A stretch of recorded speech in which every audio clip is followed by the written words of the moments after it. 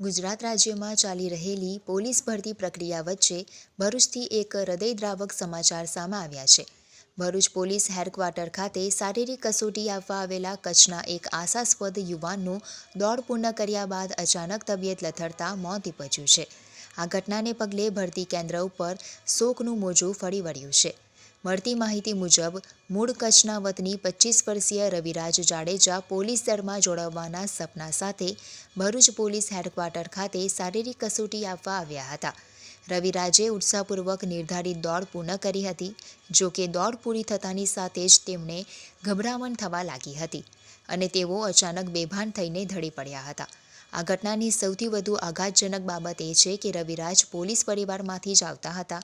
રવિરાજના પિતા મહેન્દ્રસિંહ વડોદરા એસઆરપી ગ્રુપમાં એએસઆઈ તરીકે ફરજ બજાવી રહ્યા છે. રવિરાજ છેલ્લા ઘણા સમયથી પીએસઆઈ બનવાની તનતોડ મહેનત કરી રહ્યા હતા.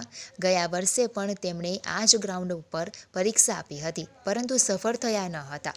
હિંમત હાર્યા વગર આ વર્ષે ફરીથી તૈયારી સાથે તેઓ મેદાનમાં ઉતર્યા હતા, પરંતુ વિધિની વક્રતાએ તેમને આ ખાખી પહેરતા અટકાવી દીધા.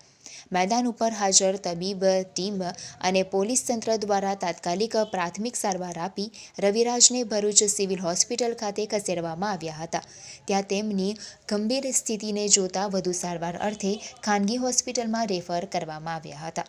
તબીબોના અથાગ પ્રયત્નો છતાં રવિરાજને બચાવી શકાયા ન હતા અને સારવાર દરમિયાન તેમણે દમ તોડ્યો હતો. યુવાનના આકસ્મિક અવસાનથી તેમના પરિવાર ઉપર આભ તૂટી પડ્યું છે. ખાખી વર્દી પહેરી દેશ સેવા કરવાની ઈચ્છા રાખનાર રવિરાજનું મોત થતાની સાથે ઉમેદવારોમાં પણ ભારે ગમગીની છવાઈ ગઈ છે. મૃતદેહને પોસ્ટમોર્ટમ માટે સિવિલ હોસ્પિટલ ખસેડાયો છે, જેથી મોતનું ચોક્કસ કારણ જાણી શકાય.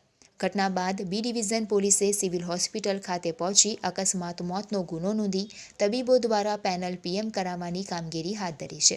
ત્યારબાદ યુવકના મૃતદેહને તેના વતન ખાતે લઈ જવામાં આવશે.